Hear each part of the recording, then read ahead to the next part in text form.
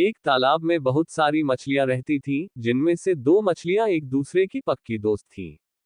इनमें से एक दिमाग से काम लेती थी, जबकि दूसरी सब कुछ भाग्य पर छोड़ देती थी और कहती थी, सब भाग्य से होता है।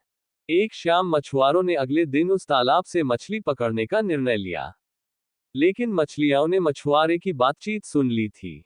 पहली मछली बोली, कल मछुआरे आकर हमें जाल में पकड़ कर ले जाएं। उससे पहले ही हमें ये स्थान छोड़ देना चाहिए। तभी दूसरी नंबर की मछली बोली, जो भाग्य में लिखा होगा वही होगा। दूसरे नंबर की मछली को छोड़ ज्यादातर मछलियों ने तालाब छोड़ दिया। मछुआरों ने तालाब में बची हुई मछलियां पकड़ी और खा गए। कहानी से सीख, हमें कभी भी भाग्य के भरोसे नहीं रहना चाहिए। संकट आने के पहले ही उसे दूर करने का उपाय सोचकर रखना चाहिए। हमारे चैनल को सब्सक्राइब करने के लिए आपका धन्यवाद।